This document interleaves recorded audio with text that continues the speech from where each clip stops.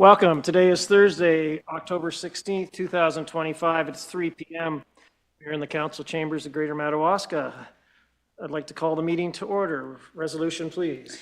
Be it resolved that the Council of the Township of Greater Madawaska calls to order the October 16th, 2025 regular council meeting at 3 p.m. Do we have a mover? Councillor Thompson, second by Councillor Levesque. All in favor? That is unanimous, so carried. Please stand for O Canada if you can.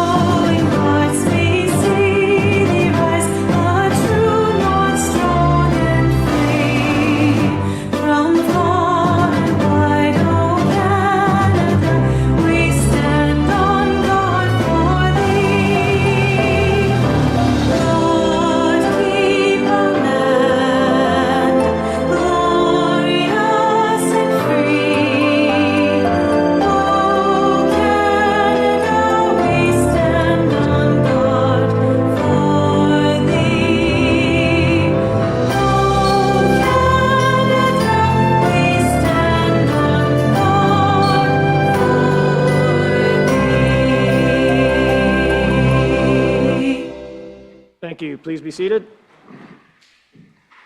As we gather in chambers, I would like to acknowledge on behalf of council and our community that we are meeting on the unceded traditional territory of the Algonquin people. We'd like to thank the Algonquin people and express our respect and support for their rich history, and we are extremely grateful for their many and continued displays of friendship. We'd also like to thank all generations of people who have taken care of this land for thousands of years. Thank you. Miigwech. Approval of agenda. Resolution, please. That the agenda of the council meeting of October 16th, 2025 be approved as presented. Thank you. Do we have a mover? Councillor Tripp, second by Councillor Levesque. All in favor? Thank you. Section 5.1, approval of minutes. Resolution, please. And be it resolved that the following minutes are approved by council: September 18th, 2025 regular council and October 9th, 2025 public hearing. Thank you. Do we have a mover? Councillor Levesque, second by Councillor Thompson.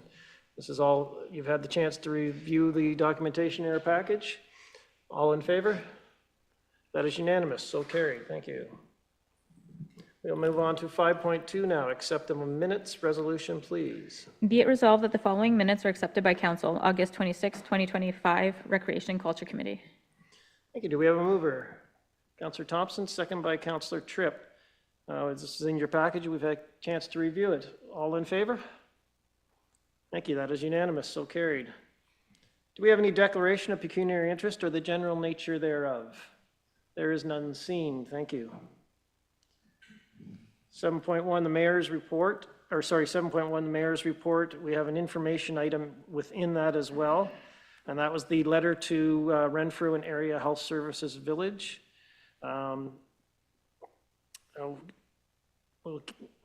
Any questions on that letter? Or it's pretty self-explanatory.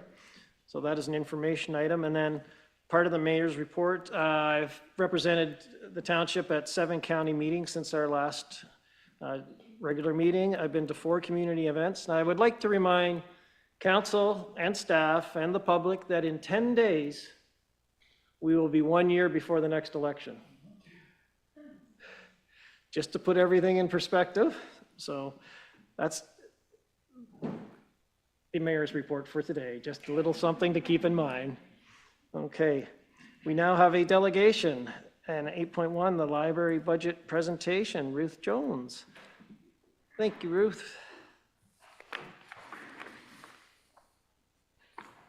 Good afternoon, Mr. Mayor and council and staff. Thanks for having us here today to present the library's 2026 budget. We're always happy to come and share with you what we've been doing. Hang on for 1 sec. Yep.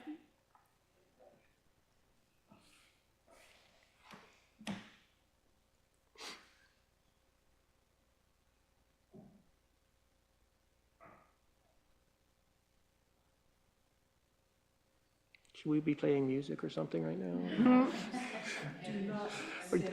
And I promise not to sing, Ruth, so you're safe.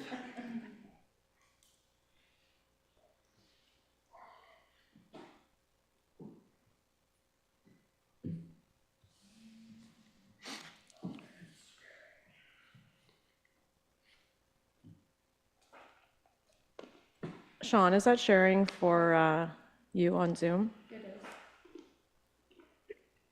But not on the big screen. Oh, we have it in front of us. As long as the public can see.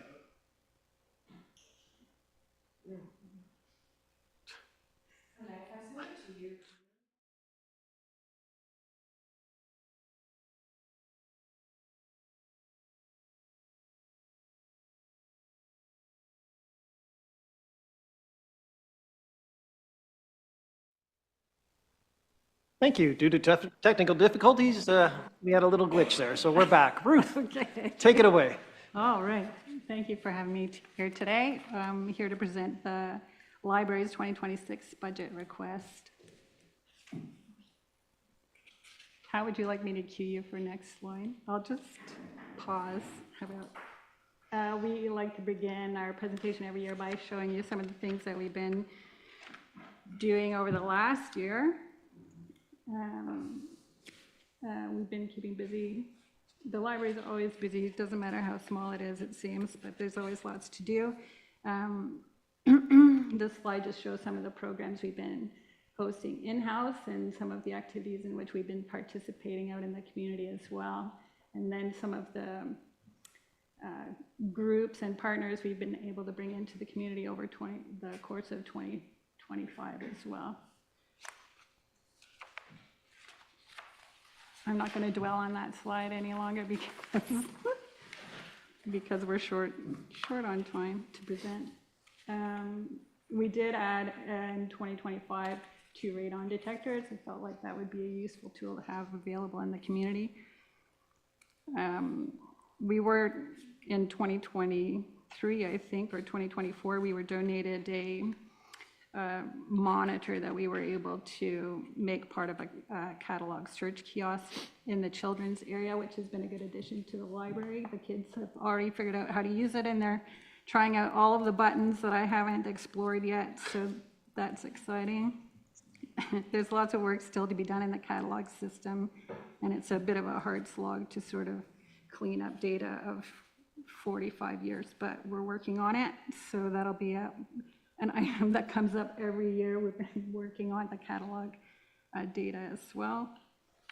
We did subscribe to Hoopla this year, which is an e-resource, an alternative to Libby, which a lot of people use to access ebooks, audiobooks. It's great if you're doing any kind of traveling to use that resource. I've read a lot of books on the way to work in Calabogie and home again. And we received 3 educational kits this year from Watersheds Canada, which is a good addition to the library as well. And we're hoping the school will use them over the course of the year, and some of the outdoor, the nature schools as well.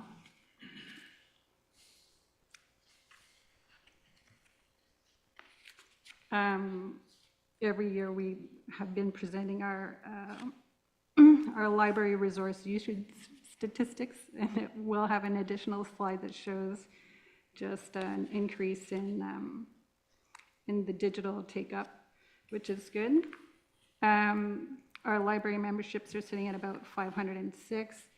We have about 1,200 patrons in the system, but some of those will be purged at the end of the year or the beginning of next year, just to sort of keep the data tight. Excuse me. We see a continued interest in books, which is great. The kids in particular are making great use of the children's library. E-magazines seem to be very popular, which is nice to see. E-books and audiobooks as well are being accessed with greater frequency than previous years, which is good. Already we've seen a doubling in usage of Hoopla. People are also accessing Mango languages. There's an ASL component as well, which is, I think, in this community, I know there are 2 individuals who would benefit from the rest of us learning some sign language. So we did opt in for this tool in 2025, and it's good to see that it's getting used, though not for the ASL component. Our interlibrary loans program has suffered because of the postal strike, and also the Canada Post payment system has been giving us some difficulties, so our interlibrary loans are down this year a little bit, but that's to be expected. Generally, we've seen an increase in use in the library. The statistics shown are drawn from the annual public library surveys. So the numbers for 2025 show about 75% of our total for this year. But you can see already there's an increase in use, which is good for us. And overall, on this slide, it's just showing that there's an increase in usage with the digital library in particular, seeing we're already level this year with what we were circulating last year. So I expect that we will exceed our circulation in 2025, or 2024 circulation in 2025. Our budget revenues we expect to be similar to previous years. We received the Ontario Public Library Operations Grant. Each year it's always the same and has been for I don't know how long since it was instituted. Our communications grant is a little bit more this year, and that's influenced by the rise in internet costs.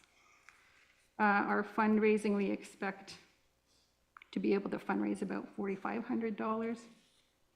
Service revenue, we think we'll be able to secure $500 in service revenue. That includes things like membership fees, or non-resident membership fees, I should say, and book sale and printing and that kind of thing. Our interlibrary loan rebate, we expect to be a little bit smaller in 2026 because of our reduced usage in 2025. And we included our GIC interest here at about $800 for 2026. Our budget expenses in 2026, we know will be slightly higher than last year, with the greatest increase being in wages and then facility costs. We have modified our operations expenditures and reduced those to sort of counter the increases in wages and facility costs. So you'll see cuts to computer expenses, staff development, office supplies, advertising, and programs in 2026.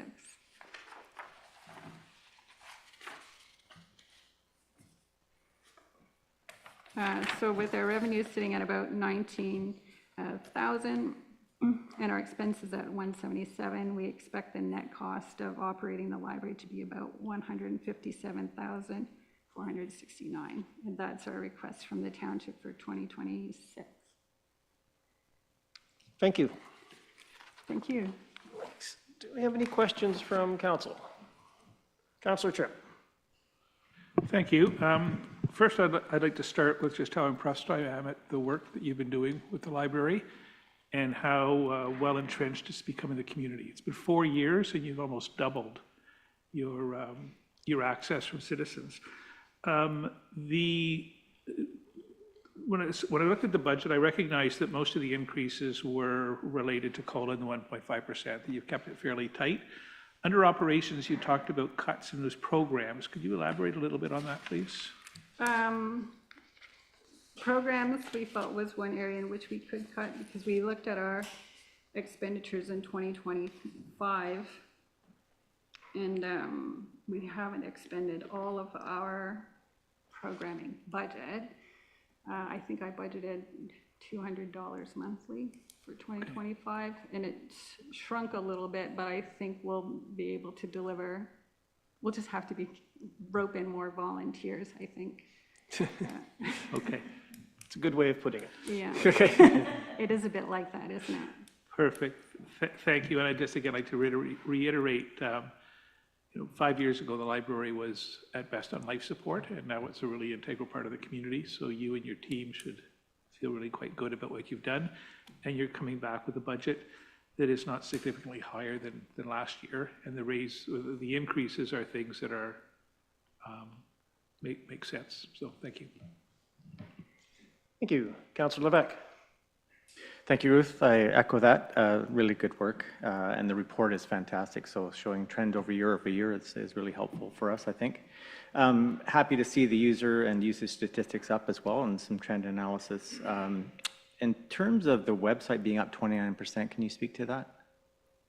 Oh, the cost of our website? Yeah. We're tied into the municipality's website, and we have moved platforms, or are intending to move platforms, and the increase in cost is linked to that move.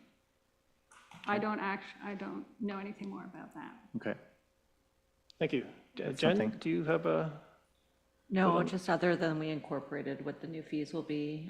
Every year, the fees are already increasing, but we are switching platforms in November, and they provided us with an annual cost. So that would be the library share of our annual cost. Okay. Thank you. And Thank you. just Supplemental? just to follow up, I think this year you guys did the pancake breakfast, which was really well attended as always. Everybody loves pancakes and everybody loves the library, so it's a good combination. Do you expect to do that again next year? Yes. Okay, great. Thank you. Thank you. Any other questions from council? No, I thank you, Ruth, for this, and it's, as Councillor Tripp and Councillor Levesque echoed, it's an integral part of our community, and you're doing a fabulous job there, and I'm going to have to look at this Hoopla, because Yes. I've always used Libby, and I didn't know about Hoopla until I read your report, so. Yeah, there are no wait times. Yeah, for is that Hoopla. an app then that people download the Is same there- as Libby, or? There's an app for that, yeah. And I'll be looking for that. Okay. Yeah, no wait time. I'm on Libby, I've been waiting for one for almost 2 years now. Oh, I'll be switching to Hoopla then. And everybody take a look at Hoopla when you're out there in the community. So thank you. Any other questions, comments, concerns from council? No, I thank you very much for your presentation, and we will take this into consideration. Okay. So thank you very much. And you don't have to stay through the rest of it if you don't want to. Although Steve's about to talk, and he's really worth staying for. Riveting. All right, thank you very much. We'll now move on to 9.1, bylaw 56-2025, speed limits on township roads. Resolution, please. That council approves bylaw 56, 2025 to authorize speed limits within the Township of Greater Madawaska, and that council repeal bylaw 54, 2024 being the speed limit bylaw. Thank you. Do we have a mover? Councillor Thompson, second by Councillor Levesque. Background, please, Steve. So the current speed limit bylaw was adopted by council in October 2024 to formally establish maximum speed limits on township maintained roads. The intent of the bylaw is to promote road safety and protect the township infrastructure and maintain constant speed limits across local roadways. So the discussion we've had is now with the Madawaska Road construction now complete, the entire stretch of the roadway has now new pavement on it. As often happens after resurfacing, higher driving speeds are expected due to improved road quality.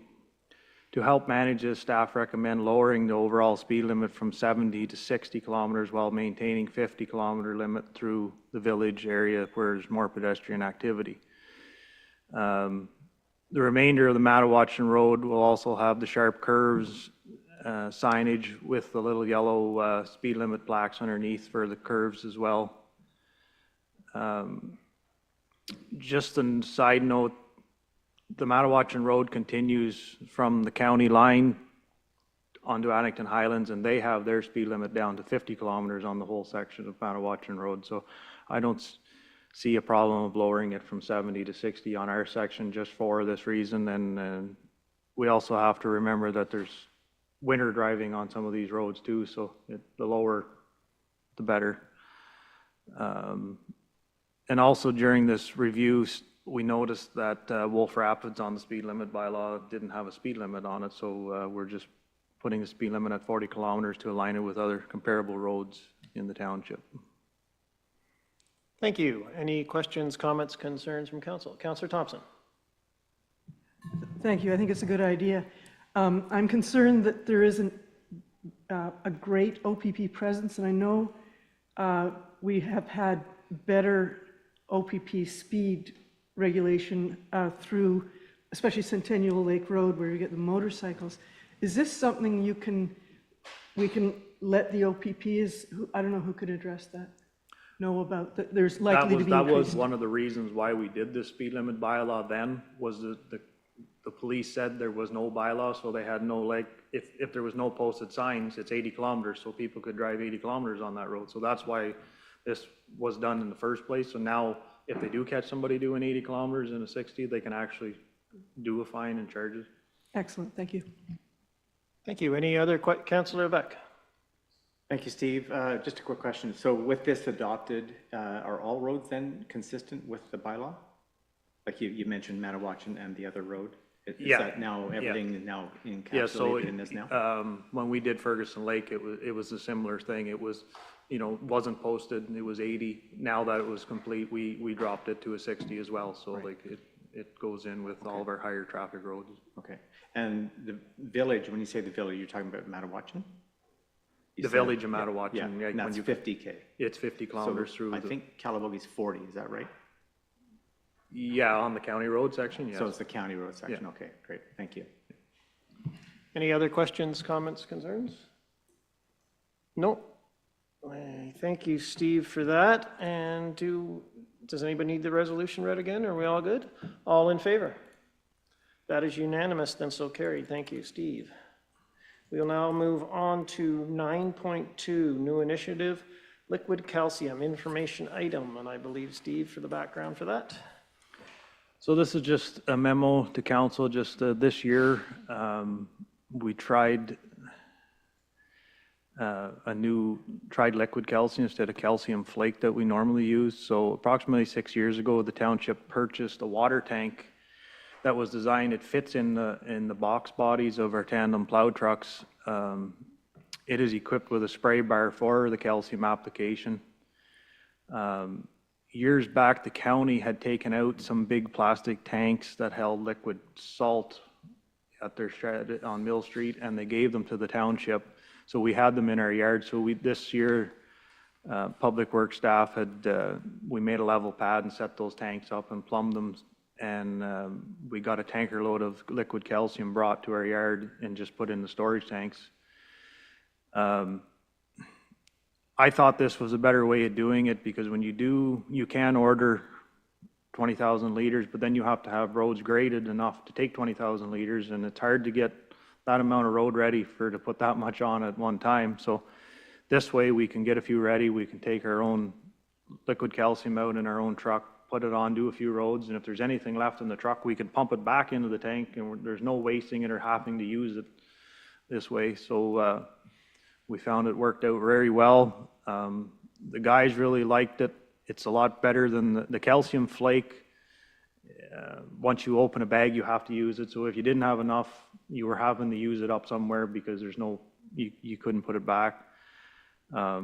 It was very corrosive, and when you open the bag, it just seems to go everywhere. Like it'd shrink your mitts. It's in the air. You're tasting it. Like there's always and I think it's a lot safer for the guys to be using this material. And yeah, I guess that's it. Thank you. Any questions, concerns from council? Councillor Levesque, start us off. Thanks again, Steve. I think it's a great innovative solution, and obviously from the waste and health and safety, it's really positive too. I did notice that down Berryville Road, if you turn right at the golf course, I think it was used down there. It's really, really effective. So it's almost like pavement, actually. It's pretty good. Just curious, well, a question and then a request. The question was, how long does it typically last, depending on the weather, I guess, and rain and all the rest of it? But Yeah, it all depends on how much rain you get. Like you say, if we can put a couple applications on in the spring, it gets hard and it actually lasts, it just depends on the storms more. Think it's supplemental? The request, if you will, for next year is going left onto K and P opposite. We did do the KMP 2 or 3 times, on that section. Okay, because I was out on it, it was complete opposite. It was just very dusty and tons of traffic and. It kind of gets a lot more traffic that way as well, too, the KMP, with log trucks and everything as well, motorcycles and dirt bikes. Yeah. Yeah. Okay, thank you. Thank you. Councillor Thompson, did you have a question, or is that answered? No, I was just going to say I like the innovation, that you found a good solution that's going to save us money and be more efficient, which is what we want. Everyone wants. Thanks. Thank you. Councillor Tripp, do you have anything to add? I was just going to echo that and add the health element to Lois's comment. I think that it's a win for all around the circle. Thank you. Thank you, Steve. And I think one thing that I think might have been not brought to light is the hours, the employee hours that it takes to use the flake over top of the calcium liquid, where the flake, you've got to scarify the road first to make sure it's all good, then run water, then drop the flakes, then run more water, and then go over it again. So I think probably in our employee expenses, it's going to greatly reduce the hours too. Is that correct? Yes, it will. Even you don't have to come back and wash the truck out. Like when you put the flake on, you got to completely wash everything, take time and clean everything, because it'll corrosive and rust and boxes, and so, it'll save definitely some time. Okay, thank you. This was an information item, so thank you, Steve. We'll now move on to 10.1, building permits Q3 report. Information item. Chris, please. Okay, thank you. So this memo is just to inform council of the revenue that's been collected through the building permits issued so far in 2020 or in 2025 compared to last year. I think you'll see that the permit numbers are down a little bit from last year. I think they are more in aligned since the last report. There has been more permits issued in the last little while. I think my last report was 2 months ago. But the revenues are still quite low compared to last year. I think the reason why that, you'll see that there was double the amount of new homes at this time last year from this year. So that's the reason for both the revenues and the development charges are quite significantly lower since last year. But it's hard to say what the rest of this year will bring or next year. So if council has any more questions. Thank you. Any questions from council? Councillor Levesque, could you just turn your mic off so we don't get feedback? Thanks. Or you don't slip and say something. Not that you would. Any questions on the building permits? There are none. Thank you, Chris, for that. And that's an information item. So we'll now move on to 10.2, bylaw 53-2025, zoning bylaw amendment, Prime Road Machinery, Inc. Resolution, please. That council approve bylaw 53-2025 to rezone the property located at 4988 Calabogie Road from highway commercial to highway commercial exception 2 to permit an accessory dwelling unit to be located in the same building as the automotive service station commercial garage. Do we have a mover? Councillor Tripp, second by Councillor Thompson. Background, please. Who's going to be running that? And welcome Ashley to our table. Thank you, Mayor. So through you, the application before council this evening is a site-specific zoning amendment for the property at 4988 Calabogie Road, home to Prime Road Machinery. The purpose of the amendment is to permit a residential use to be located within the same building as the small engine repair business that is currently operating on the property. Thing to remember is that this is a technical amendment that aligns with the zoning permissions with how the property is currently being used. So the amendment is required before the building department can proceed with its review to ensure compliance with the Ontario Building Code and Fire Code. There has been some questions raised about whether the business should be more specifically defined as a small engine repair rather than an automotive service station or commercial garage. The zoning bylaw intentionally uses broader definitions to capture a range of similar uses based on their function and land use impacts rather than specific type of vehicles being serviced. So from a planning perspective, what we kind of need to think about is when you're repairing an ATV or a snowmobile or a small engine, that operates very similar in manner as an automotive repair shop. It has indoor mechanical work, limited outdoor storage, and customer parking. So just a little bit of extra information there. In my opinion, creating a separate definition for every variation of repair service would make the zoning bylaw more cumbersome to get through and could lead to unnecessary amendments for similar businesses in the future. So assessing this use under the existing automotive service station categories, in my opinion, ensures fairness, consistency, and clarity across similar style uses from a zoning perspective. Thank you. Any questions from council? Councillor Thompson. Just a comment, it's really great to get that explanation, that full explanation, because, you know, we're not planners for council, and I don't expect most of our, you know, people that we represent are planners. So when you see, well, why a change? It's not automotive. We really need that, and it's appreciated. Yeah, it's really helpful. Thank you. Thank you. Any other questions, comments, concerns from council? Councillor Levesque?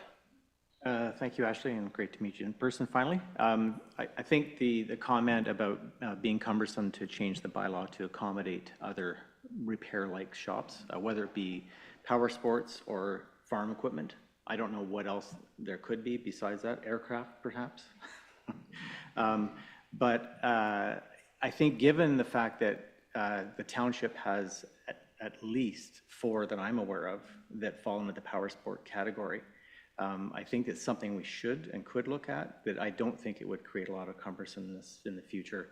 And I think if we do have an aircraft repair shop, because actually the brewery at one point, they used to repair and build helicopters. So there could be that in the future as well. But I really don't think it's that cumbersome. I think if that provision was added to the current bylaw, it would fit perfectly with only a few words, whereas in this case you could put and or and whatever. So that's just my comment. It's totally up to you guys or us if we make a motion to make that happen. So I just want to put that on the table. Thank you. Thank you. Any other questions, comments, concerns from council? Thank you. Does anybody need the resolution read again? No, all in favor? That is unanimous, so carried. Thank you. Now move on to 10.3, bylaw 54-2025, zoning bylaw amendment. Chisholmore. Resolution, please. That council approve bylaw 54-2025 to rezone the property located at 5258 Murphy Road from rural to rural exception 57 to permit a pet grooming business as a home occupation within the existing dwelling. Thank you. Do we have a mover? Councillor Thompson, second by Councillor Tripp. And background, please. This will be Kristen this time, I believe. Yes, thank you. Thank you. So this is another zoning bylaw amendment. So the property, as just previously mentioned, is associated with 5258 Murphy Road, which is owned by Alana Chisholmore and Adam Pender. Currently, the property is zoned rural under both our township zoning bylaw and our county official plan. And these applicants have requested this site-specific zoning amendment to permit the operation of a pet grooming business as a home occupation within their existing dwelling. So it would allow for, on a site-specific basis, the proposal is limited in scale, so will operate entirely within the existing residence and will not require any new construction or site alteration. The application is consistent with the Planning Act and the Provincial Planning Statement, both of which support small-scale home-based business and some economic diversification within rural areas. It also conforms to the county official plan and encourages home occupations that remain secondary to the residential use and are compatible with surrounding properties. And then from a township perspective, it does not alter the residential use or character of the property, which, not generating significant traffic or creating any land use conflicts. We did have a public meeting last week where we did receive some comments in favor, but ultimately, planning staff consider this application to be good planning, and we're recommending approval of this application. Thank you. Any questions, comments, concerns from council? Councillor Thompson. Thank you. I think this is a similar situation.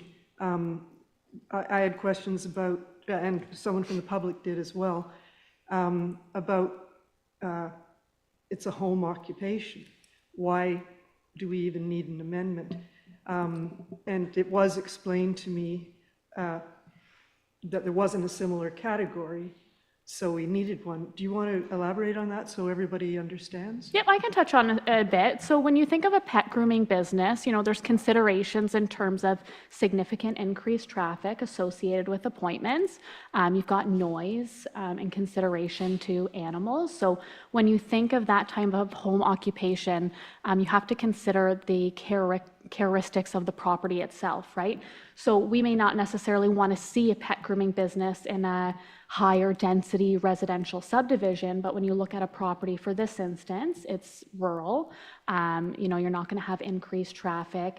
Noise is going to be, considerably minimal. So typically that's why you see these types of uses not necessarily permitted automatically. They're typically site specific so that we can look at the characteristics of the property, the neighborhood, and, those uses that could impact other property owners.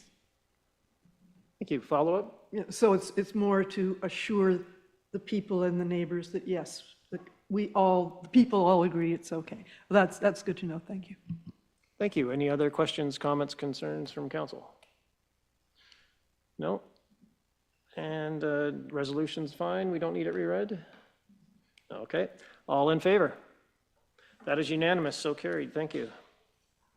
We'll now move on to 10.4, bylaw 57-2025, acquisition and assumption of lands as public highway, flat road. Resolution, please. That council approves bylaw 57, 2025 for the acquisition assumption as a public highway, a portion of flat road designated as part 4 on reference plan 49R 21012.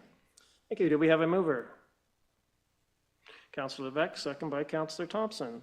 Background, please. I think it's back to Kristen this time again. Back to me. So this is a bylaw for a road assumption. It's similar to a lot of the other road assumptions that we've done this year. So this property in particular, it's associated with 5807 Highway 132, which is currently subject to a consent application for the creation of a new lot. And one of those conditions that we impose typically on consents where there is a township road, that they are required to survey from 10 meters of the center line of the road and convey that to the township for road widening purposes. So in this case, that portion of flat road that runs through this private property is not owned by the township, but we maintain it. So this is an opportunity for us to assume proper ownership of that portion of the road. That's it. Thank you. Any questions, comments, concerns from council?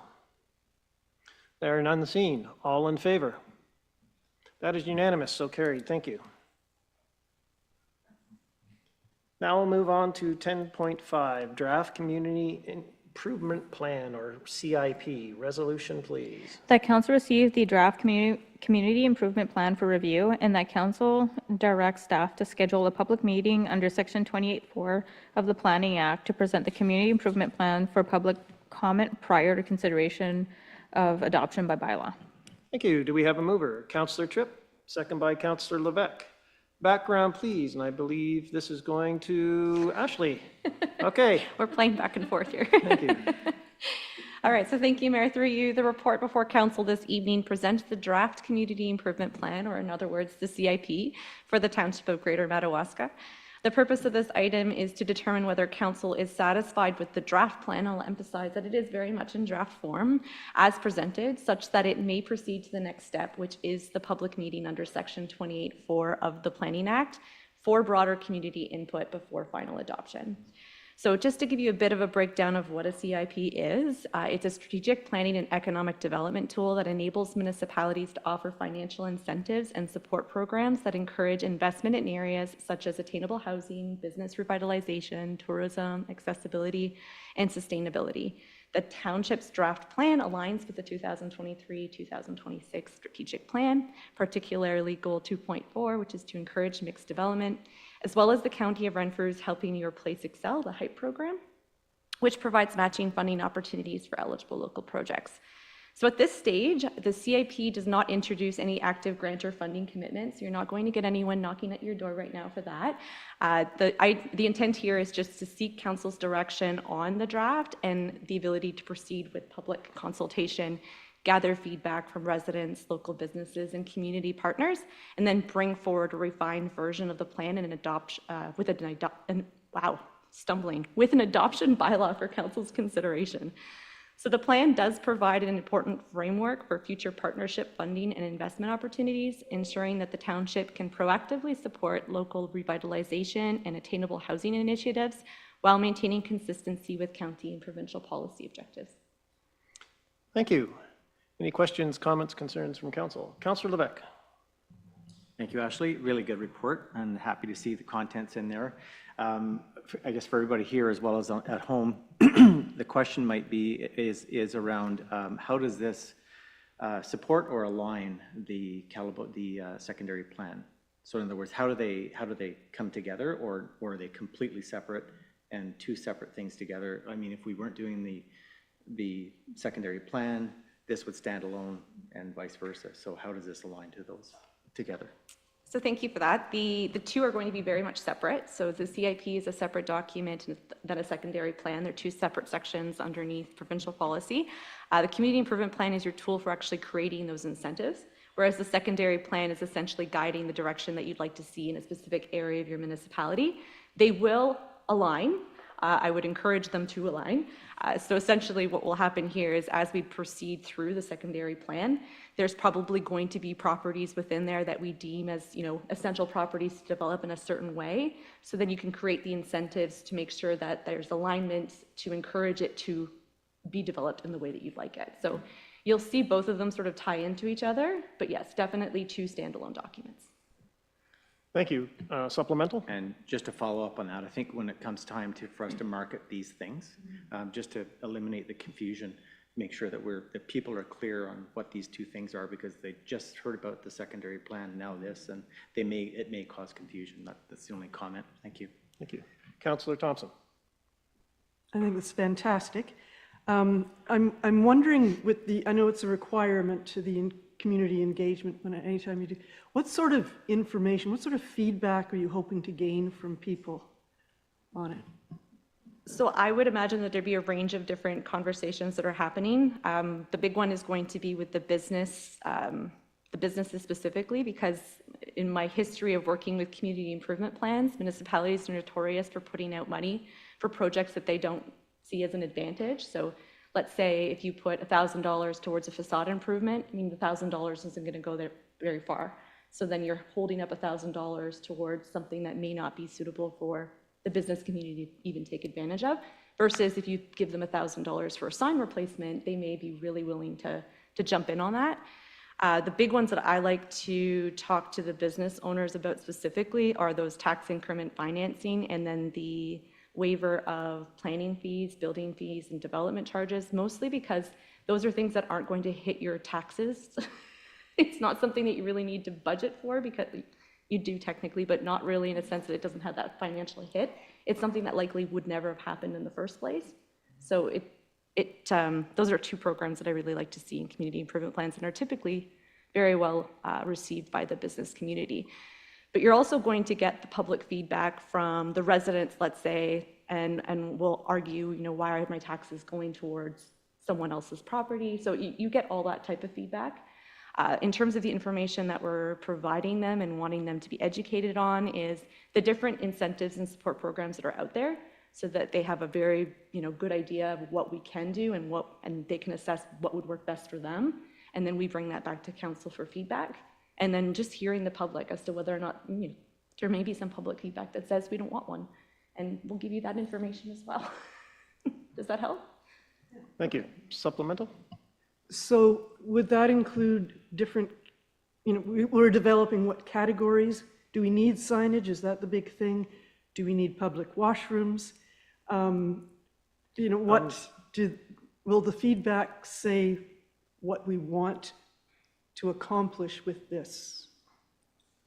So I think that'd be more in line with the secondary plan communication. So the secondary plan will be more so of, the visionary piece of what we want Calabogie to look like. The CIP is specifically that tool for financial incentives. So it's we're going to give a discount of 50% for facade improvements up to a certain amount, or we're going to, again, the tax increment financing, the waiver of fees or percentage of fees for future development that aligns with where you're headed. So in terms of visioning, think secondary plan, that will define it. The public feedback on this one is specific to the tools and the funding availability that could be made available and what really will work for Calabogie and Greater Madawaska as a whole. Thank you. Councillor Tripp. Thank you. I just wanted to reinforce that in terms of it basically a tool to help implement the vision that will come from the plan. But the nice thing I like is the outreach to the community, businesses and residents, because it's important to hear the full story, the 360, around the tool, because they have valid concerns. Why are we spending taxpayers' dollars on something that may not be in the strategic direction that we've decided to go in? And alternatively, if we have a direction and we're not spending money on it, why? And then this is a tool to how to connect those two dots. So I think at the front end, this engagement with the business sector, as well as the general public, is going to be very supportive. To Councillor Levesque's comment, I think it's going to be very critical for us in our communication strategy to delineate the two as two completely separate, because there will be confusion. We're at this table, we're red, we've had discussions around it, the general community has not. They've just done a survey on the community plan, and then they'll hear this plan. So we'll have to be very careful to delineate those two. But it's great work, and I really like your approach in terms of bringing those two pieces together as complementary. Thank you. Thank you. Councillor Thompson. So there's only a small portion of the township that's undergoing the secondary plan process, that visioning. How does it apply to the rest if there's no vision to say what is needed? Like, don't we need both? So with the community improvement plan, there are things outside of the urban area. There's the attainable housing and the HYPE program, I believe, that are all related to that as well. So there's going to be incentives in place for potentially additional dwelling units being put into your home, or incentives for building permit fee waivers if you're putting attainable housing on a property. So it does go beyond the secondary plan area. It is as a whole, from my understanding, yeah. So I would say that there are elements of the community improvement plan that will tackle more than just the secondary plan area. Does that help? Supplemental? Yes, and that includes businesses outside of the secondary plan area? Yeah. So, okay, yes, Yeah. okay, thank you. Thank you. Councillor Tripp. Just supplementary to Councillor Levesque's, or to Councillor Thompson's comment as well. We have the Calabogie secondary plan, but we also have, when we came into this term of council, developed a strategic plan for the entire township. And this will also align with the strategic plan, which captures the outlying areas outside of this finite space. So again, it's that tool to help achieve those strategic objectives that we set out in that plan. So it does have that overarching part. Thank you. Thank you. Before I make any comments, I'll ask our CAO if you're okay. Okay, thank you.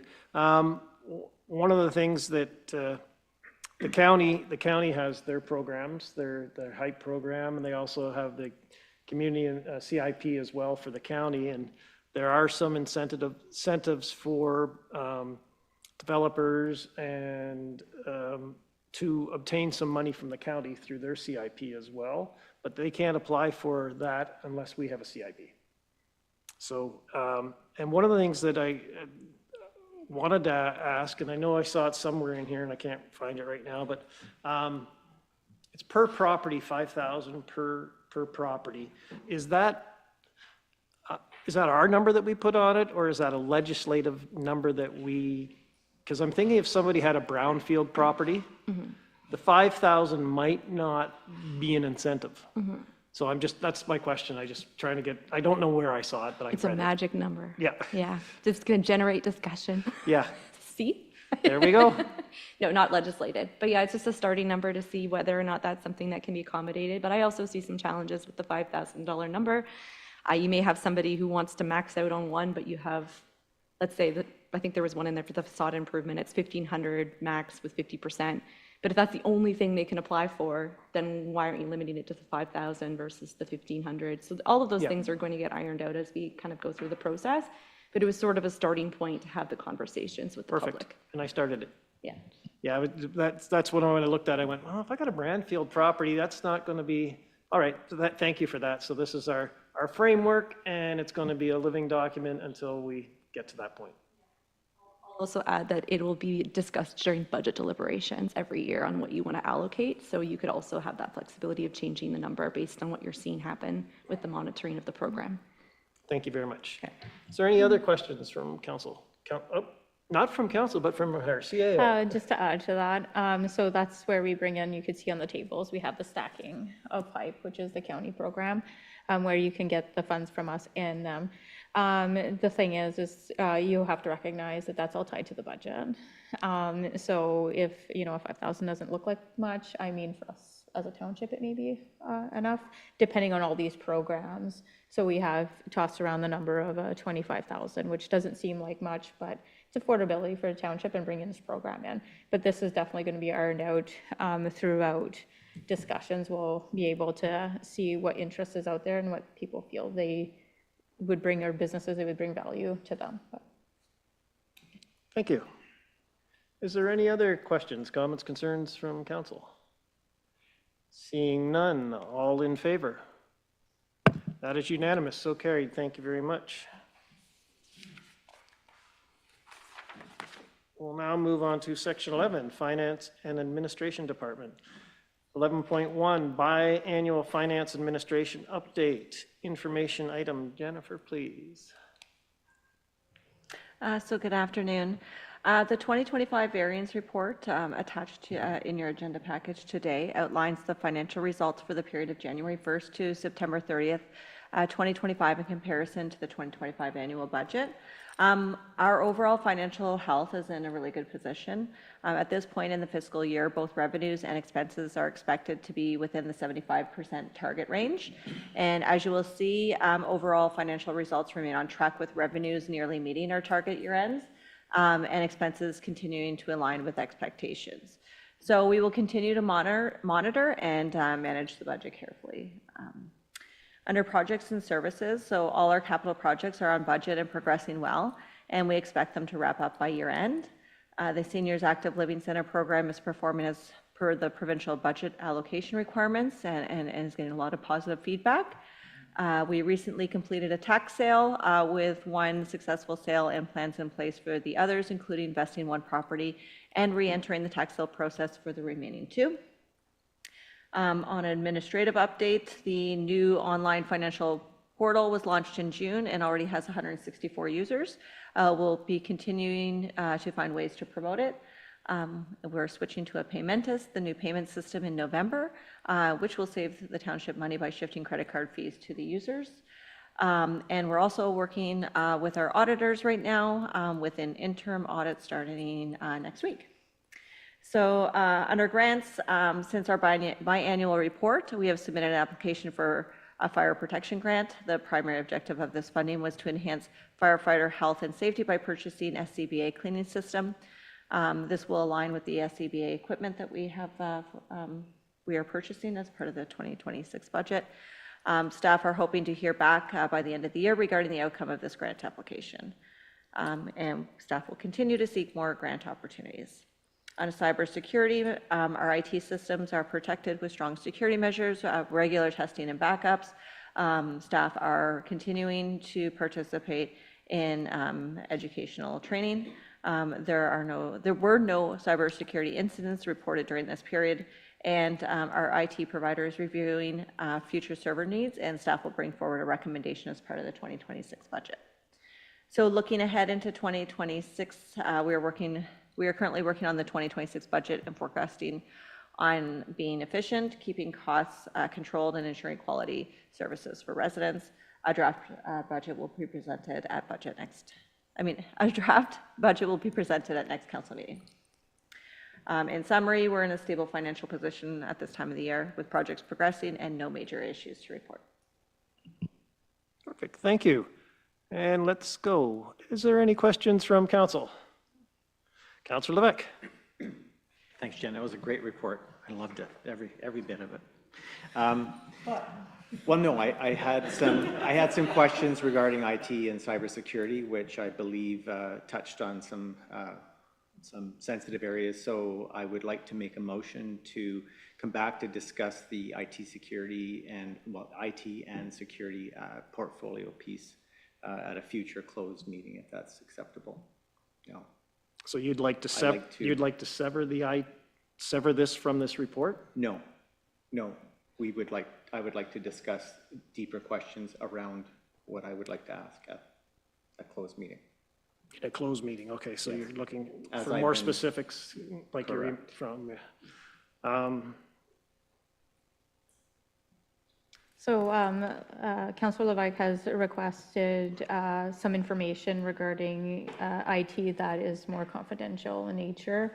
So we've advised that we are unable to discuss those components when they become more detailed into server backup and more detailed information. And this is where he is requesting a motion to be tabled. Okay, I'll let the other councillors speak. Any other questions or before we address this? No? Okay, one of the things that I'm concerned about is council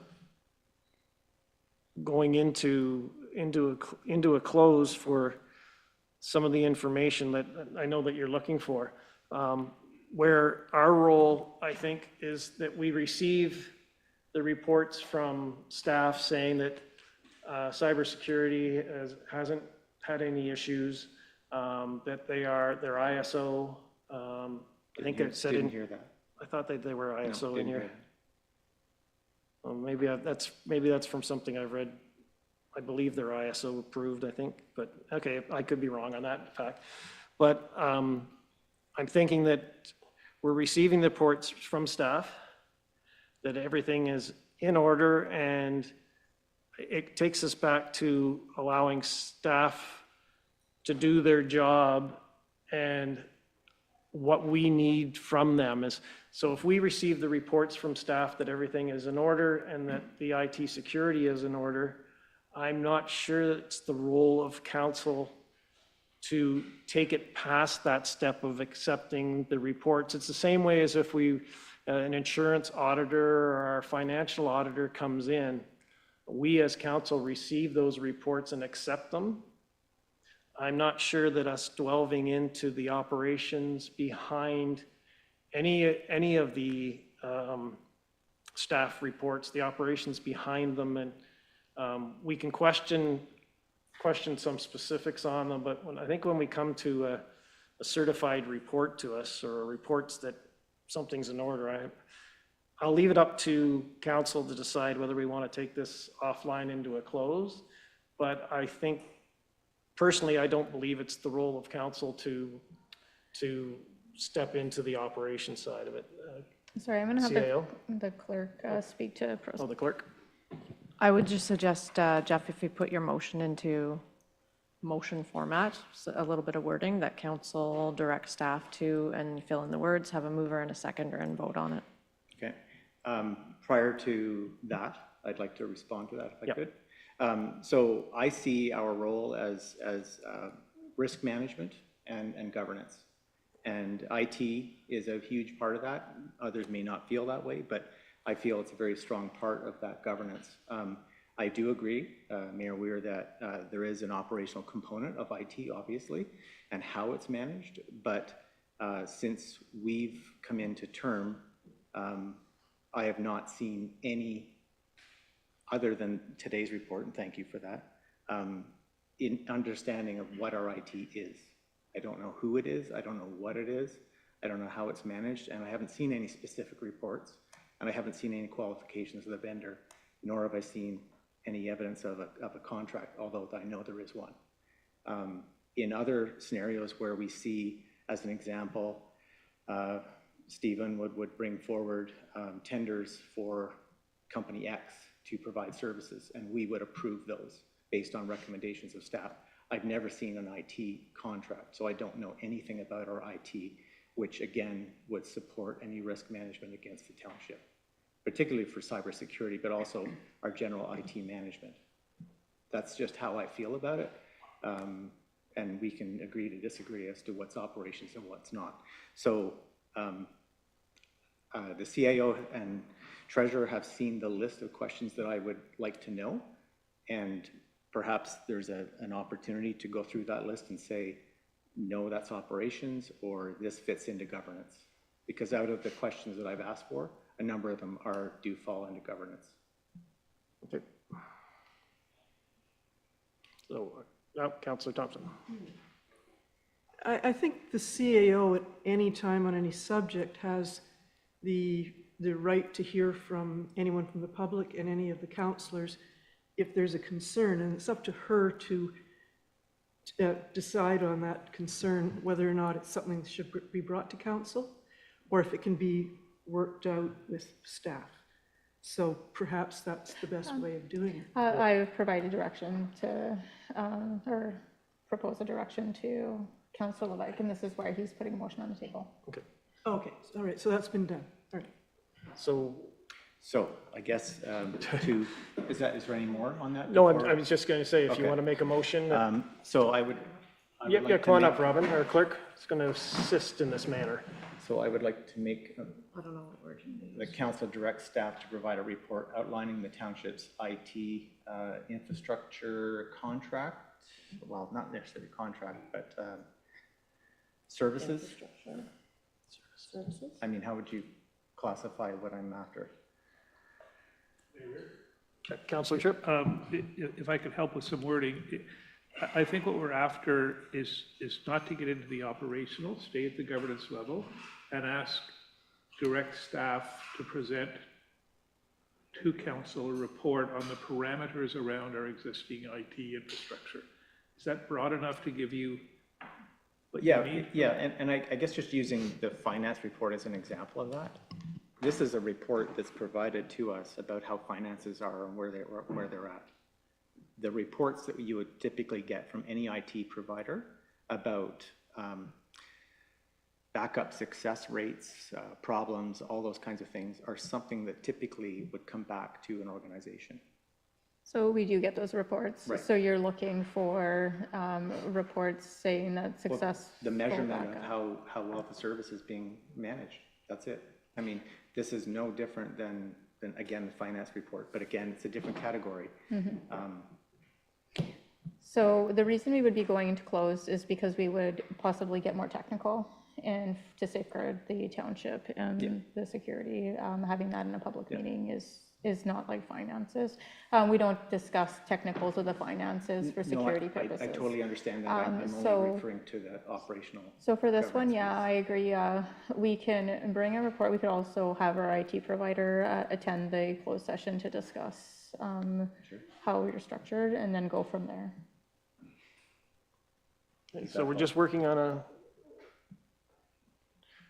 Robin is working diligently on a resolution, or motion, sorry.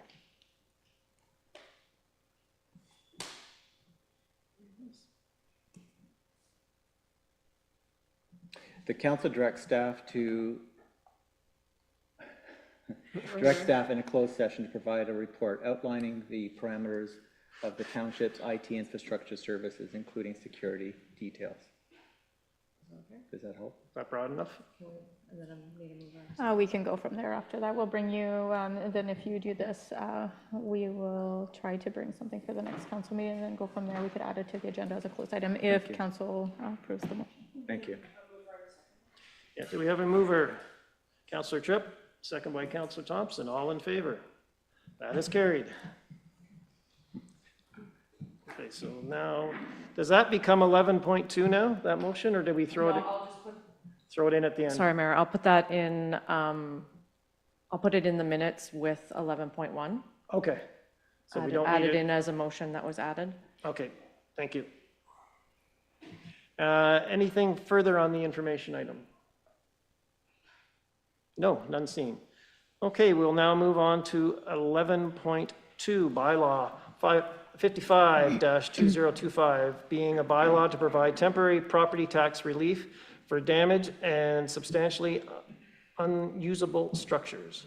Resolution, please. That council adopt the attached bylaw 55-2025, being a bylaw to approve the policy entitled Temporary Property Tax Relief for Damaged or Substantially Unusable Structures under Section 357 of the Municipal Act 2001 to provide a fair and consistent framework for administering tax adjustments where buildings are rendered unusable for extended periods of time. Thank you. Do we have a mover? Councillor Tripp, second by Councillor Thompson. Background, please. This is going to Jennifer, I believe.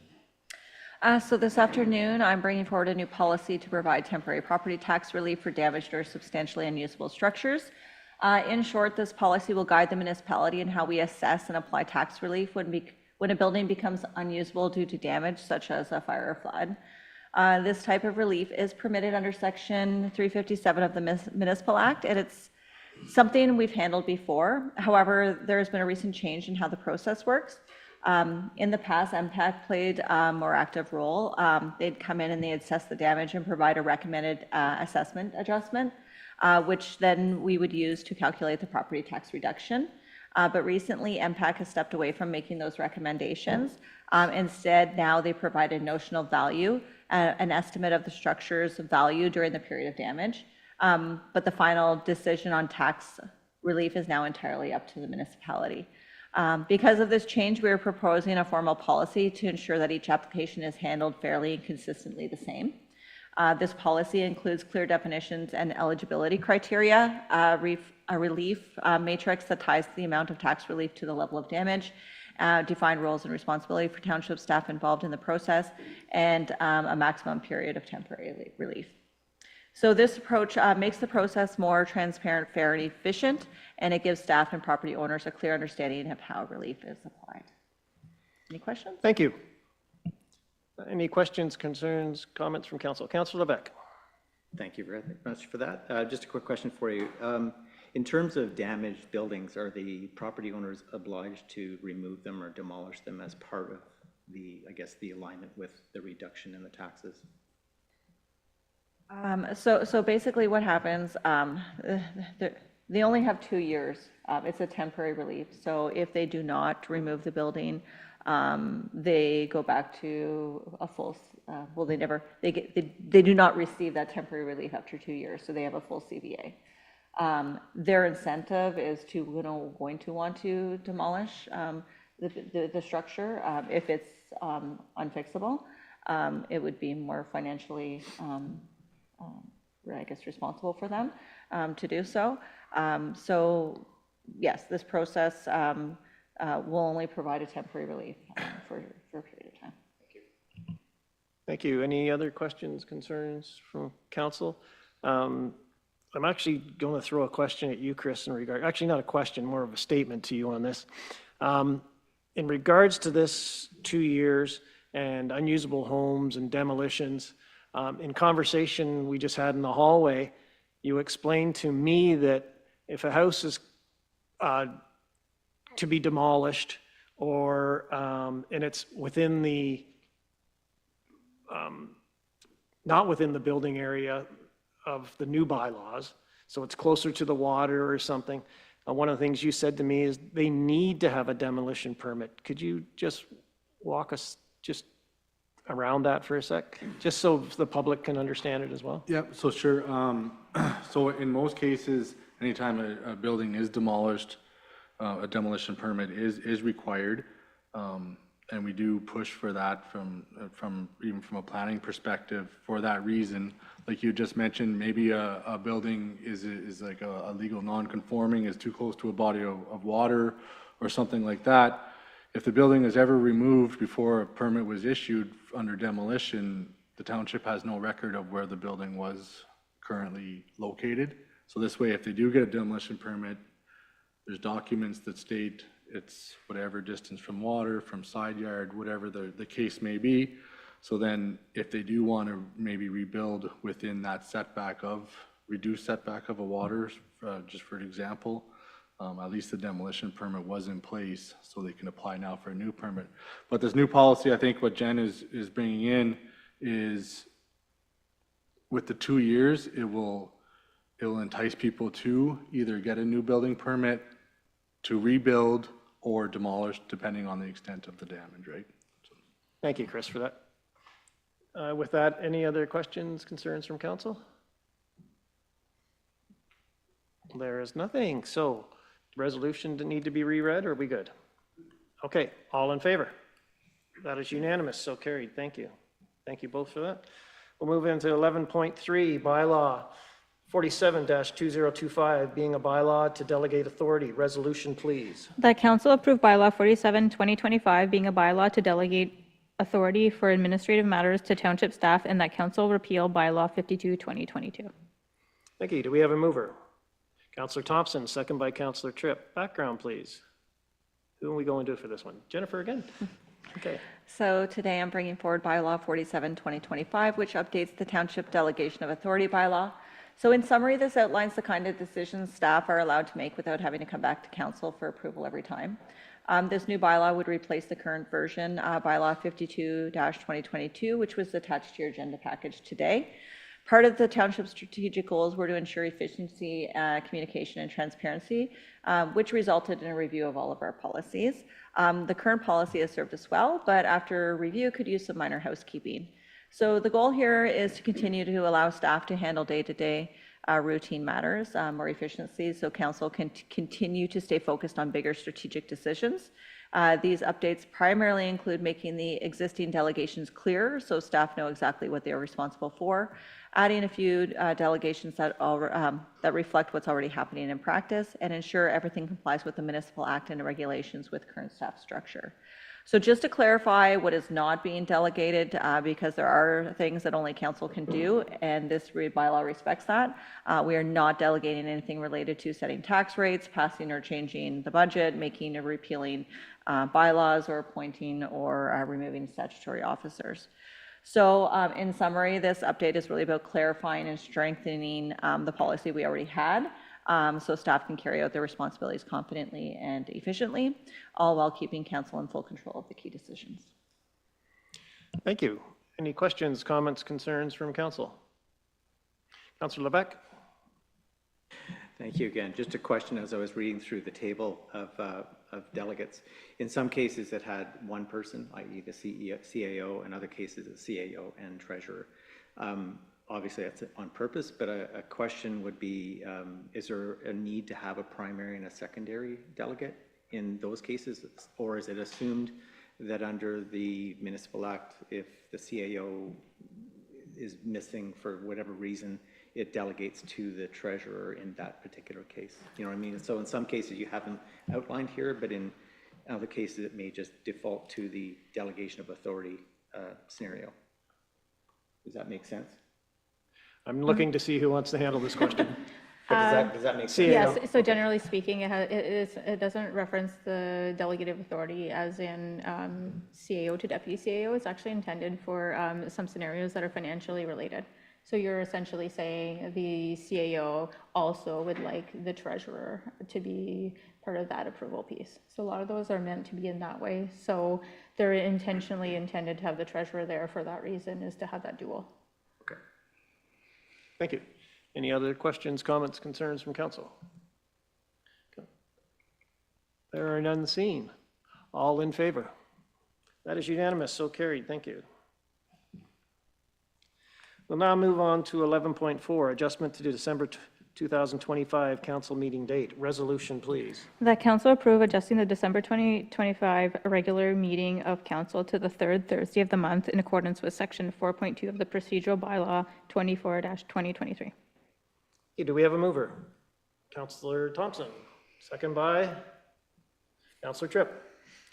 Background, please. So the 2023 procedural bylaw adjusted the December council meeting date to be on the first Thursday of the month, It's the only one in the year.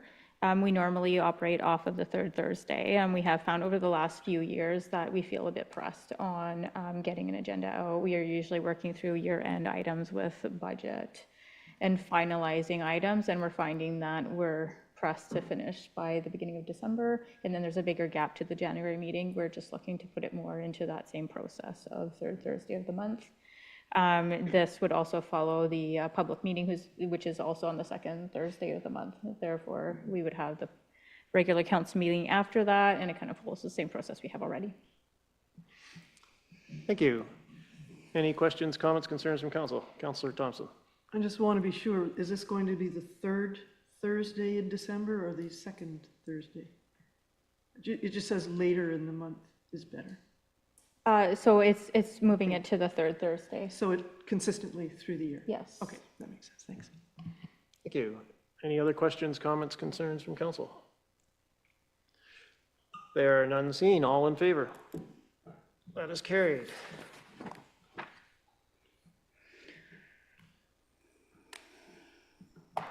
We are going to move on to 11.5.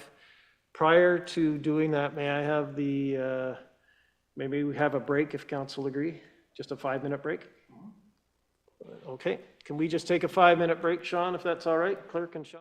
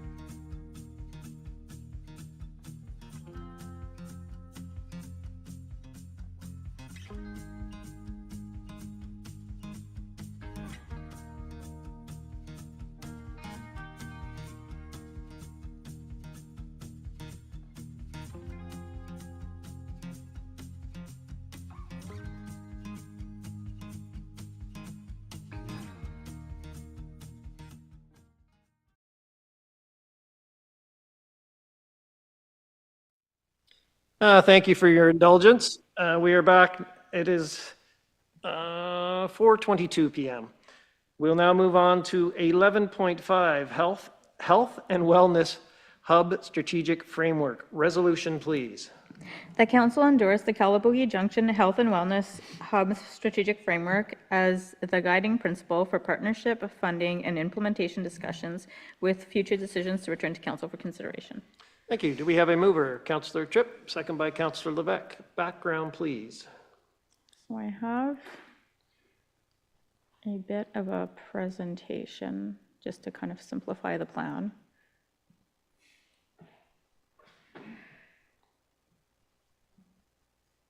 Hold, please. Technical difficulties. There we go. Okay, that's not big.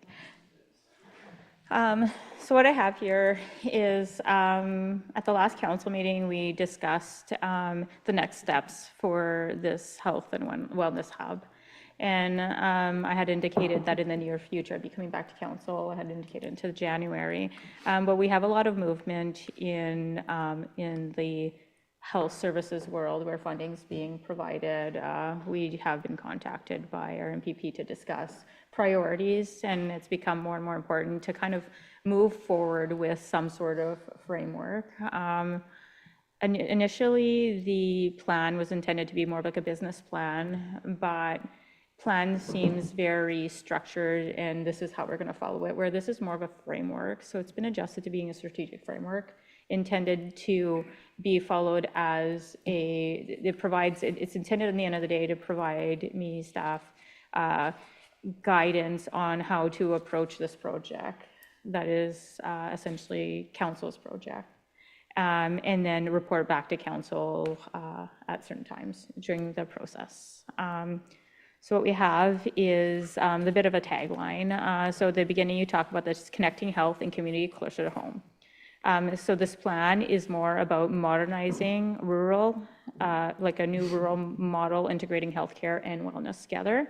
It aligns with the Township Strategic Plan Goal 3.2, improve health and well-being services. And it really aligns with what we've done already, which is land readiness with the 6.47 acres that we have purchased, along with engaging partners. We've had conversations with the Calabogie Medical Center, the Ancient Rivers Family Health Team, the Renfrew Hospital, just discussions across, or the MPP, and then presented to the Minister of Health, or Ministry of Health. So we're really engaging at this point, so it's time to kind of lift this off the ground. So what we have here is Calabogie Junction, a new meeting point. So the intent behind Calabogie Junction is really aligning with the heritage and the history of our community. One of our missions is to not lose on that piece of heritage. So junctions intended to consider the railway. You could kind of see it through this picture. You could see the spur line coming through from the KMP. It's kind of blurred in the background, but connecting the community. So this is that connection piece where it connects to the KMP, connects to the school, the churches there currently. There's the community hall rink. And then, so this hub is intended to be a hub for health, wellness, and learning, where we would have potentially 2 phases. So the intent is to consider the first phase of health services hub and the second phase of community wellness hub. So why this hub matters is that our population is growing and aging. So we have 3,000 residents, and with 50% that are over the age of 55. We have peak season increases in population of up to 4 times the population, and just puts pressure on our health system. And then we rely currently on Renfrew, Arnprior, Pembroke, and the Ottawa Care, so bigger centers to care for our residents. Currently, we have limited facilities for expanding health services. So the hub responds to these realities with an integrated local solution that strengthens access, readiness, and community resilience. So the plan, the framework provided shows how this project aligns with Ontario's Care Closer to Home vision. And this is what you'll see across the report, is really emphasizing this care closer to home and really bring it to life. So it supports the provincial goals to bring care where people live, work, and age, integrates local delivery of service through partnerships, and then advances rural access and continuity of care. So this partnership's huge. We already offer several programs here through the clinic or the medical center, along with even with our seniors active living center now. They bring in some wellness programs. So this is, right now we're providing it, but without the building. So we're using smaller facilities and not meant for this. So the intent is to bring that care close to home in a facility that's meant for it.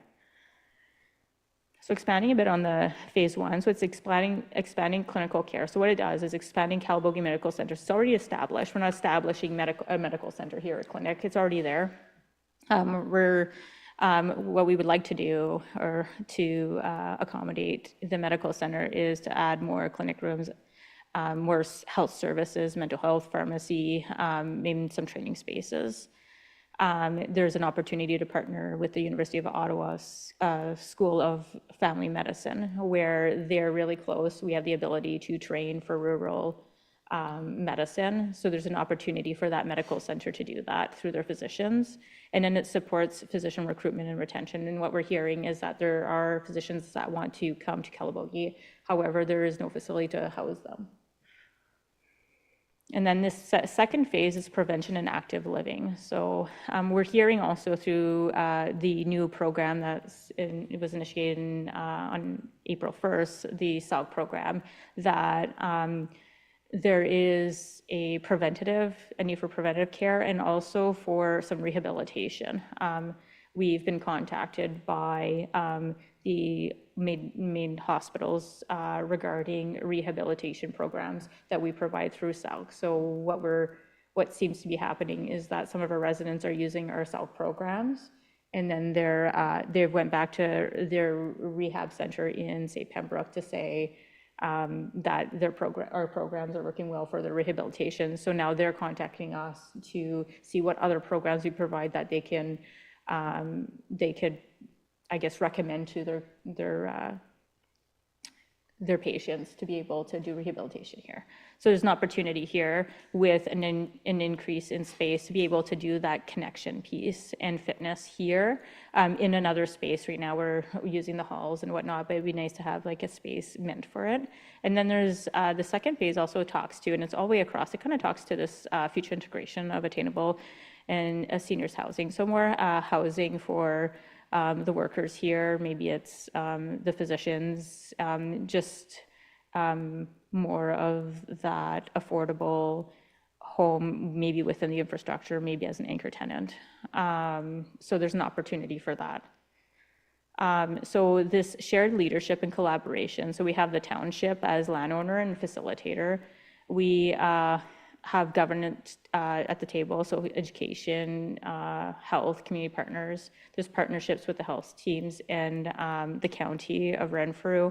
And then we have obviously the need for continuous public engagement. The most important part about this is, the reason it's on the council's radar is the public has been screaming for health services within the community. But what we need now is for the public to be engaged and really support and become the ambassadors for promoting that we do want it and we do need it here. It'll help us move forward in being able to advocate for the facility and funding for it. So the report also speaks to some managing of risk and enabling success. So it talks about the inaction. So inaction of doing nothing at this point, continuous access barriers. There's another inaction piece is that if we don't continue or try to grow or accommodate our doctors, we could risk not having our doctors stay here to begin with. And so the survival of the Calabogie Medical Center is important for us to assist in that piece. So for ownership, we're trying to avoid some exposure there through partnerships. and then some phases through implementation to reduce the risk, and diversified funding in alignment with government priorities. An opportunity possibly to look for one-time funding with the government, different ministries to be able to fund the infrastructure. So the key to success, again, is the partnerships. We need clear roles. I've tried to identify a bit of it in the framework to kind of get us going. Phased implementation, the sustainable design and tendency for the building, alignment with the province and care closer to home, and then that community trust and engagement is critical. So what we have is the report finalizes with some next steps. So it talks about the partnerships and confirming these partnership commitments, in launching an expression of interest to see what are the builders out there, what are the opportunities. It's not confirming that we would proceed with it. It's seeing what's out there and kind of feeling out the market of developers and maybe even supports to being able to go to the province with a plan that's more like a stronger plan with design, and then advocate for funding from the provincial, federal, and private sources, and then continue public engagement and design. So closing it off, what I want to take away a bit of it is that we all, we as a township and all of the partners we're talking about, we all play a role in this initiative. And there's a clear need for expansion. So our Calabogie Medical Center has outgrown its space. While physician and health teams are provincially funded, the facility that supports them is a shared responsibility.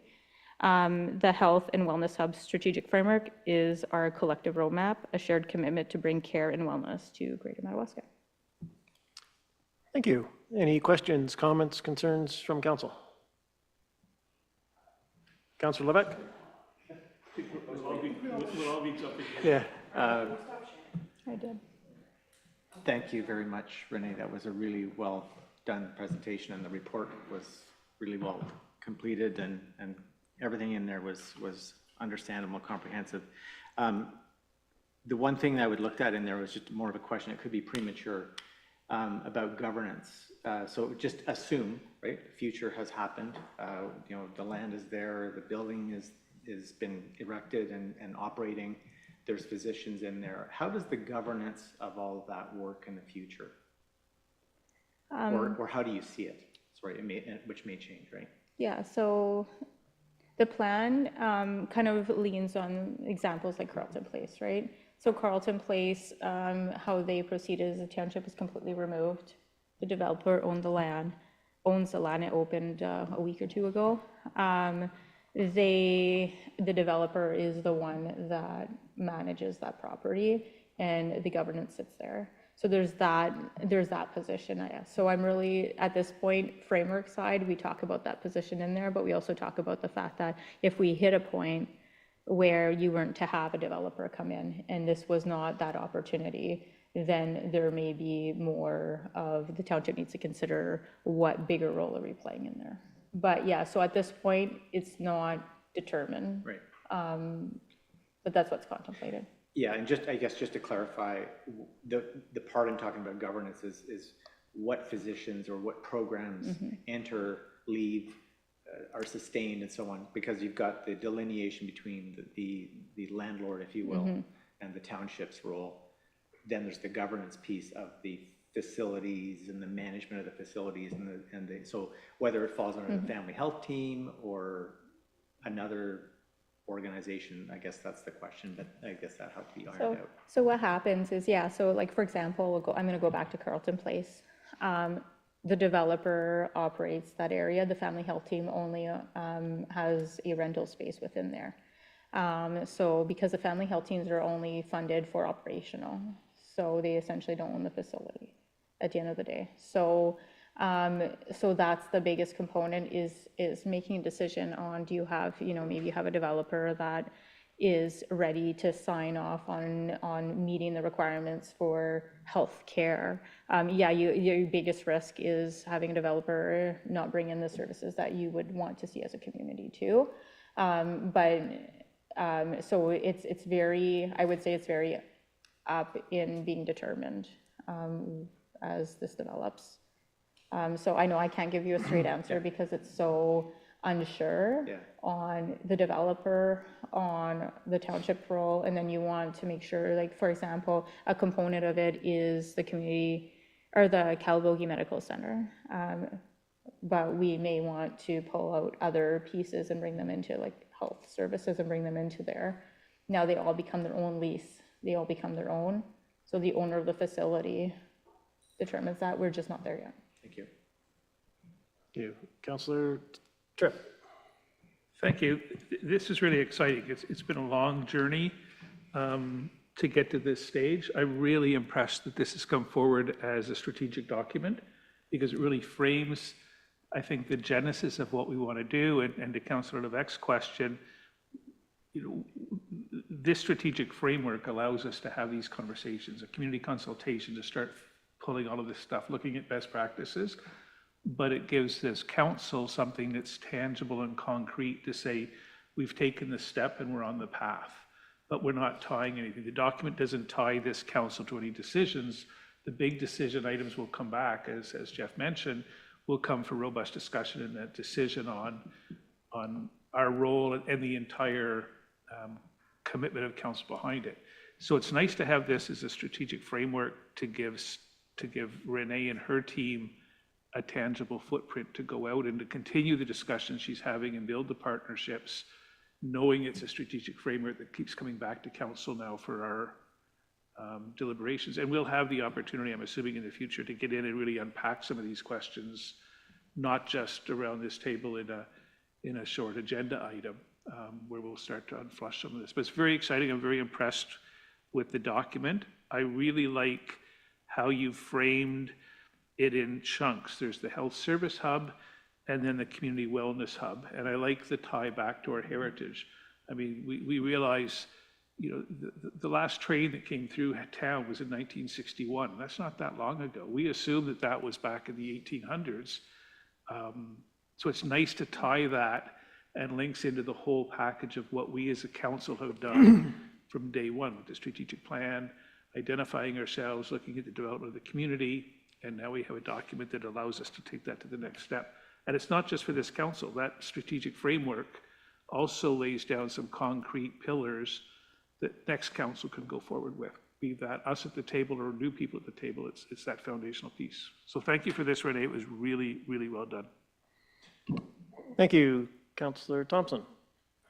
For many people, this would be the first time hearing about this, but I just want to say how amazing it is that this is already at the framework stage, especially considering how much work went into it to begin with, like from concept to looking elsewhere to discussing with other groups to, you know, finding the land, and it's perfect.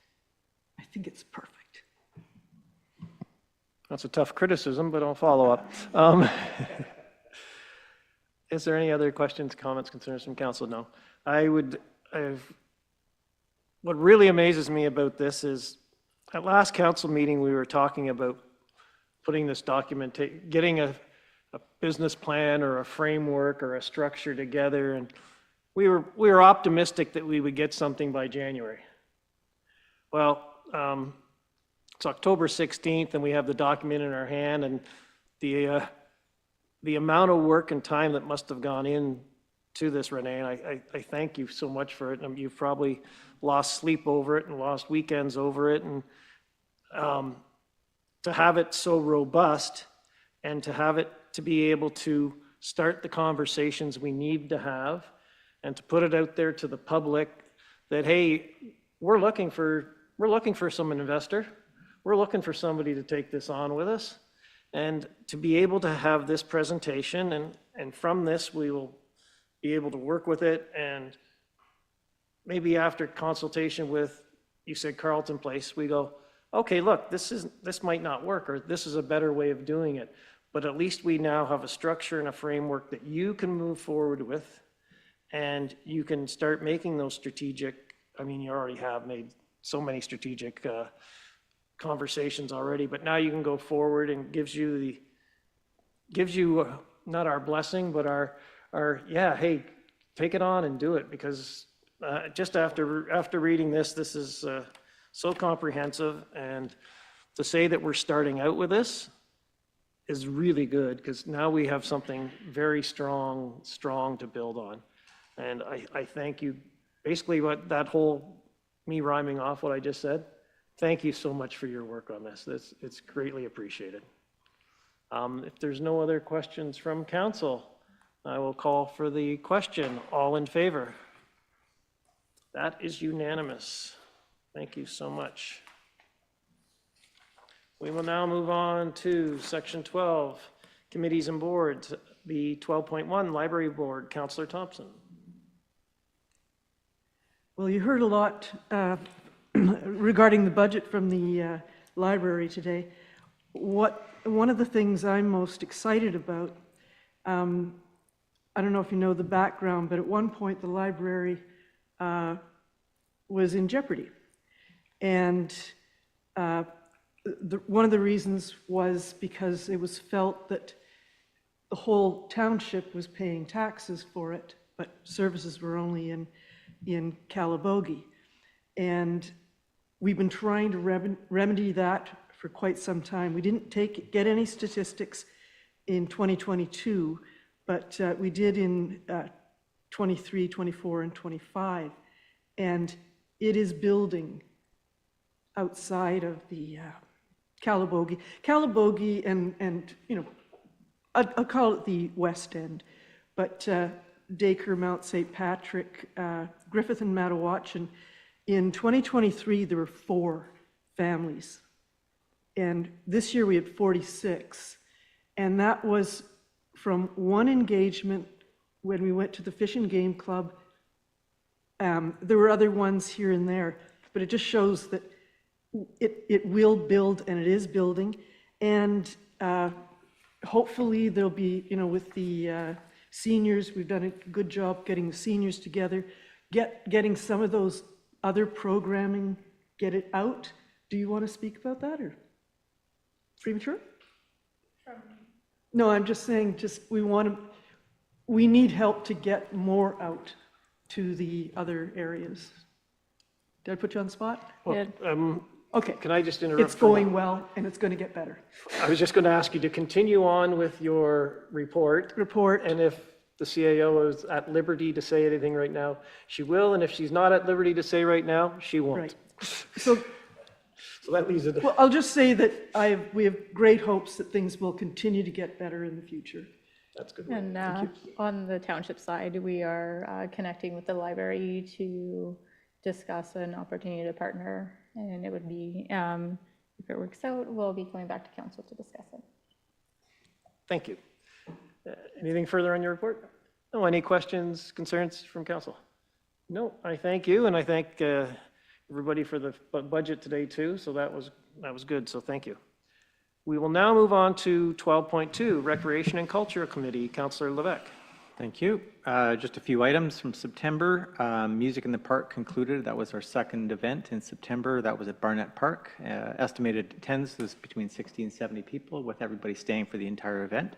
Weather was great, and overall recommendation, unfortunately I wasn't at the last meeting, but the recommendation is to continue with this next year with a focus on what we can actually make happen versus maybe be a little bit too ambitious and maybe not making it happen, but we want to make sure that it does happen, but also back to many comments we've received is like expanding it throughout the township and beyond Calabogie. So that's on the dock for next year. We have coming up November 1st at 5 p.m. The Great Pumpkin Walk, and that's going to be over at Heritage Point. So this is post-Halloween, and this is an opportunity for adults and kids to bring their pumpkins over to have them lit up at Heritage Point, and there's a little judging aspect of it, and there's going to be hot chocolate and coffee and that kind of stuff for people to participate in. So, and the rain date set for November 2nd. Pickup hockey, we have one of the members looking into options for that.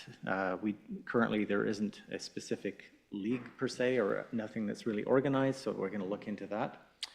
And there's a recreation and culture booklet that's being prepared with assistance from staff. And the idea is to complete a whole booklet of all recreational opportunities within the township, including those available through our incentives and subsidies through the town of Renfrew as well.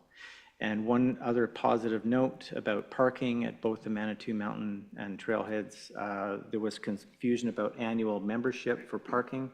And so since then, it's been adopted that one membership is going to include both parking facilities. Did I word that correctly? Because I wasn't there, so thank you for that. That's it. Any questions? Thank you. Any questions, comments, concerns? I'd just like to address a couple of things. Music in the Park, I was there, and it was fabulous. It was a great day. But what I noticed was there was a lot of the townspeople there, but there were a lot of people that were just visiting that were coming into the park that were drawn to the music. And they came in like, oh, looking around, and they went, oh, let's get our chairs or blankets. And a lot of the tourists came down and sat in the park. So it was really nice to see that, and to see that it was drawing the tourists there as well. So I know that wasn't within your report, but I just wanted to point it out. I think it was a great attribute of it. And your pumpkin fest, or whatever, pumpkin walk? The Great Pumpkin Walk. Charlie Brown, yeah. I'll be Linus. But one of the things I don't know whether you've thought of it or not, but contacting any of our local farmers to come and get the pumpkins afterwards to feed the animals. Okay. That is part of it. Thank you. That is part of it. Okay, thank you.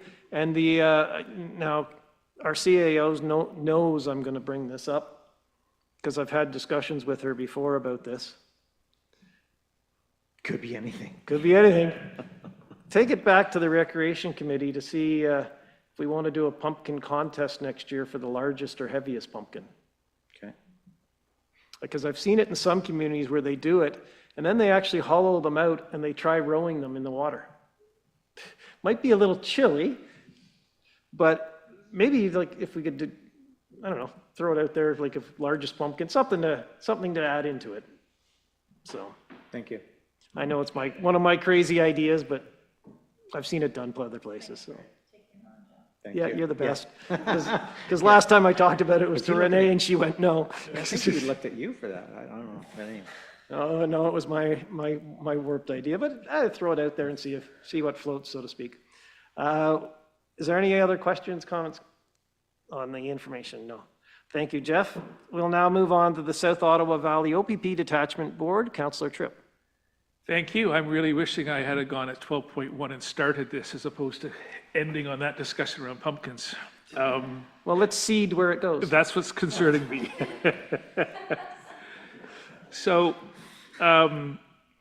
just a few things very high level. We're meeting tomorrow as the Finance Committee to look at our 2026 budget for the board. And we're looking at wrapping up our current year. The town of Renfrew will be meeting at council, I believe, next week to ratify the decision to become the official paymaster for the board, which will help us clear out all of our current expenses for this year.